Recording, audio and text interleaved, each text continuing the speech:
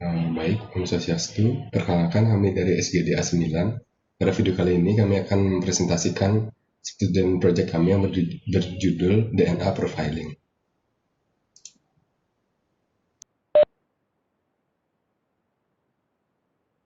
Baik, perkenalkan nama saya Yusti. Di sini saya akan menjelaskan mengenai latar belakang. DNA profiling adalah salah satu metode yang digunakan oleh tim ahli forensik untuk menganalisis bukti-bukti biologis yang tertinggal di tempat kejadian perkara.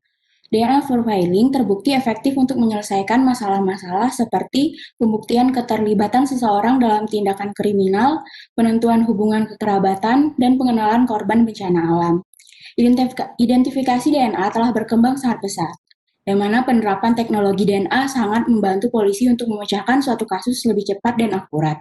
Berdasarkan data Badan Pusat Statistik, jumlah kasus pembunuhan yang ditangani oleh Kepolisian Republik Indonesia itu mencapai 1.150 kasus pada tahun 2017. Ditinjau dari tingginya data tersebut, namun informasi mengenai DNA profiling masih belum banyak diketahui. Kami, SGDA 9, tertarik mengangkat topik dengan judul DNA profiling yang selanjutnya akan dijelaskan oleh teman-teman saya. Baik, sebelumnya perkenalkan nama saya Cynthia. Di sini saya akan menjelaskan definisi dari DNA.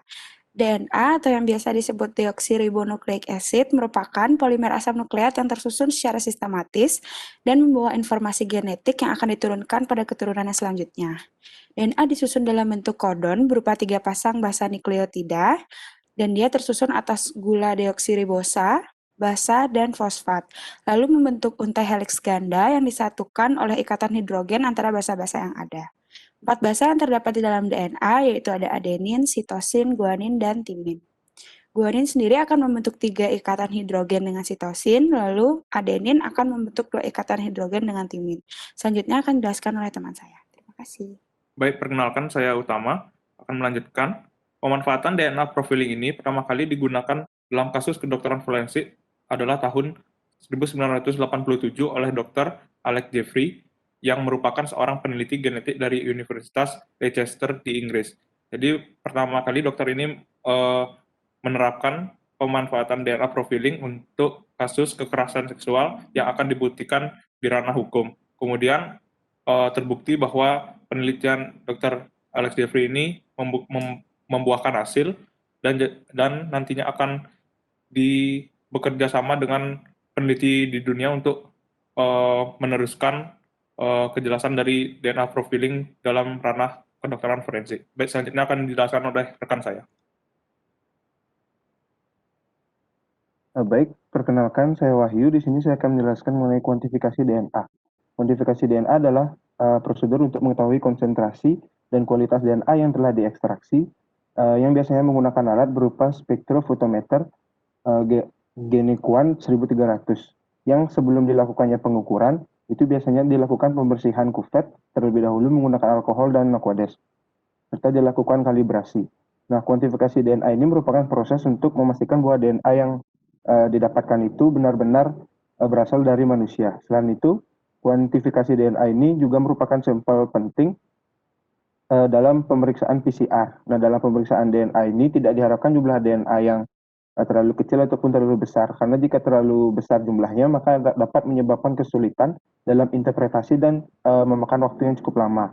Sedangkan jika DNA-nya terlalu sedikit, maka akan dapat mengakibatkan hilangnya alel-alel yang dibutuhkan dalam reaksi PCR karena gagal untuk mengamplifikasi DNA dengan baik. Untuk lebih lanjut dijelaskan oleh rekan saya. Baik, perkenalkan nama saya Indra. Di sini DNA yang dibutuhkan itu sebanyak 0,5 sampai 2 nanogram. Lalu metode yang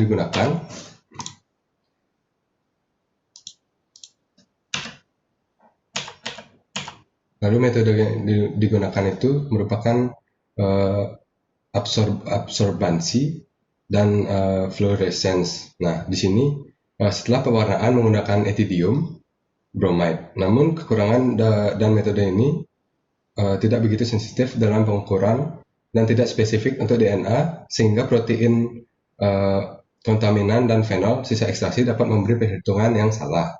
Lalu di sini ada metode baru yaitu slot blot dan microtiter plate assay. Nah, ini biasanya berbasis fluorescence dan dapat disebut real time atau kuantitatif PCR. Lalu dilanjutkan oleh teman saya.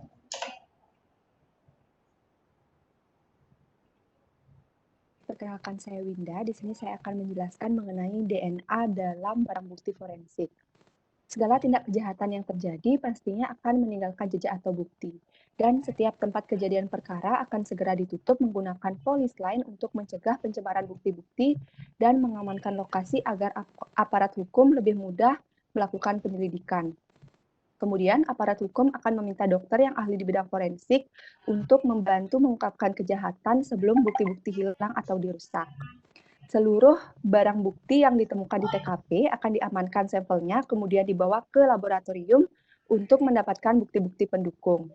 Dan identifikasi DNA dilakukan dengan menggunakan teknik biologi molekuler yang diperoleh baik itu dari darah, rambut, kuku, gigi, air liur, urin, dan cairan tubuh lainnya. Baik, presentasi selanjutnya akan dilanjutkan oleh teman saya.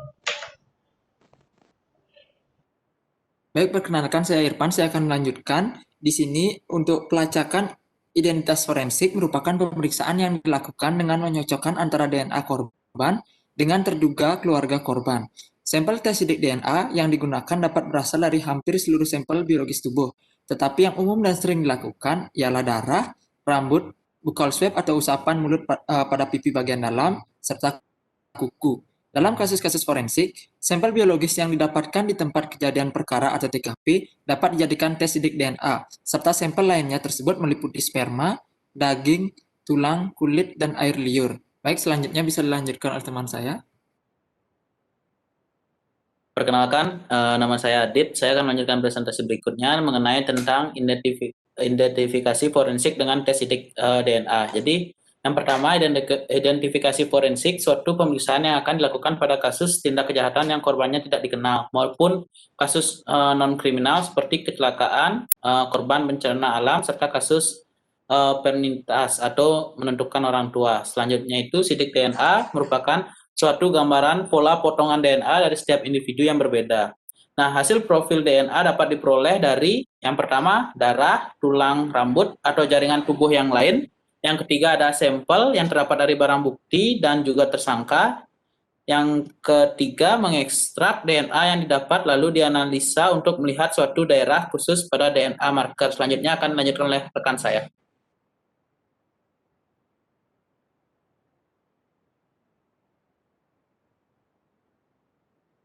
Baik, perkenalkan saya Keisha akan melanjutkan penjelasan mengenai identifikasi forensik dengan tes sidik DNA. Jadi DNA yang dapat digunakan bisa DNA inti sel dan juga DNA mitokondria. DNA inti sel ini sendiri merupakan DNA paling akurat. Ini karena inti sel tidak berubah, sedangkan pada DNA mitokondria dapat terjadi suatu perubahan karena berasal dari suatu garis keturunan ibu, di mana akan berubah seiring dengan perkawinan keturunan berikutnya. Identifikasi dengan menggunakan teknologi DNA ini memiliki banyak keunggulan, baik dalam hal potensi diskriminasinya maupun sensitivitasnya. Oleh karena itu, tes sidik DNA menjadi pilihan dalam penyelidikan kasus-kasus di forensik dibandingkan teknologi konvensional seperti serologi dan elektroforesis. Selanjutnya akan dilanjutkan oleh teman saya.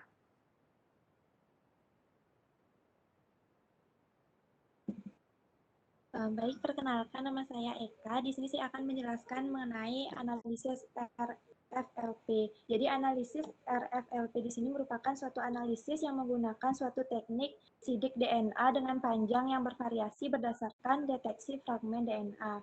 Saat ini analisis RFLP sudah tidak digunakan lagi karena membutuhkan suatu sampel DNA yang relatif banyak.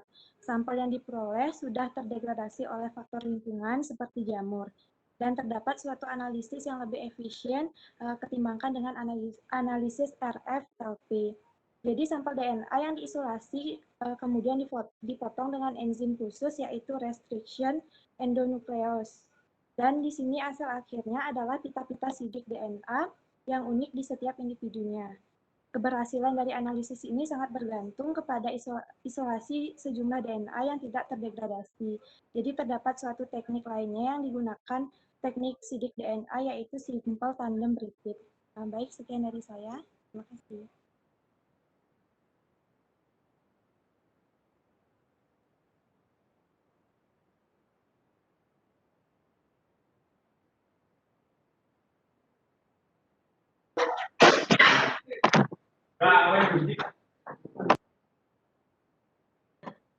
Baik, perkenalkan nama saya Made Yogi Suara, yaitu Polymerase Chain PCR, yaitu pada tahun 1983 untuk merevolusi metodologi dari biologi molekuler.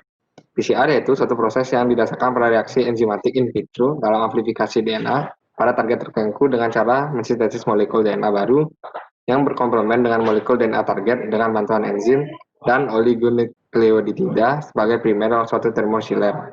Nama PCR berasal dari kata DNA polymerase yang merupakan enzim yang berperan dalam replikasi DNA di dalam sel. Disebut juga reaksi berantai atau chain reaction karena DNA polimerase akan melakukan replikasi secara terus-menerus sampai dengan juta kopi DNA yang diinginkan. Baik, akan lanjutkan teman saya. Nama saya Jessica. Di sini saya akan menjelaskan mengenai analisis mitokondrial DNA. Jadi mitokondria DNA atau mtDNA ini merupakan materi genetik DNA yang berada di dalam mitokondria. Mitokondria adalah organel dalam sel eukariotik yang mengubah energi kimia dari makanan dalam bentuk yang dapat digunakan oleh sel ATP. DNA mitokondria hanya sebagian kecil DNA dalam suatu sel eukariotik, sebagian besar DNA didapati pada nukleus sel. Keunikan sistem penurunan yang menarik ini telah dimanfaatkan dalam berbagai bidang, yaitu penentuan hubungan kekerabatan, studi evolusi dan migrasi global manusia modern, bidang forensik, dan identifikasi penyakit genetik. Next. Prinsip pemeriksaan mtDNA secara umum mirip dengan pemeriksaan DNA inti dengan perbedaan pada proses genotyping. Prinsip pemeriksaan mtDNA secara berurutan adalah sebagai berikut. Yang pertama, pengumpulan bahan pemeriksaan. Yang kedua, pengambilan sampel. Yang ketiga, isolasi DNA. Yang keempat, PCR. Yang kelima, analisis data. Dan keenam, sequencing mtDNA. Yang terakhir, kesimpulan hasil dari pemeriksaan. Selanjutnya bisa dilanjutkan oleh rekan saya. Baik, perkenalkan saya Praba. Di sini saya akan membacakan simpulan dari presentasi ini. Pertama, deoksiribonukleik acid atau DNA merupakan polimer asam nukleat yang tersusun secara sistemis dan membawa informasi genetik yang akan diturunkan pada keturunan selanjutnya yang disusun oleh 3 pasang basa nukleotida, di mana kuantifikasi DNA merupakan satu proses untuk memastikan bahwa DNA yang didapatkan dari ekstraksi adalah benar berasal dari manusia. Barang bukti DNA menjadi standar pemeriksaan yang penting dalam investigasi penyelesaian masalah kejahatan, di mana sampel yang digunakan adalah bagian tubuh dari korban, yang biasa digunakan adalah darah, rambut, buka swab, dan juga kuku. Nah, dalam sidik DNA memiliki kesamaan pada setiap sel-sel maupun jaringan dan organ pada setiap individu. Maka dari itu, sidik DNA dalam kedokteran forensik menjadi suatu metode identifikasi yang sangat akurat hingga saat ini. Analisis DNA yang dilakukan pada penelitian forensik antara lain bisa dilakukan dengan restriction fragment length polymorphism atau RLFP, polymerase chain reaction atau PCR, dan juga mitochondrial DNA atau mtDNA. Baik, sekian presentasi mengenai student project dari SGD A9. Kami mohon maaf apabila ada salah kata. Kami tutup dengan terima kasih.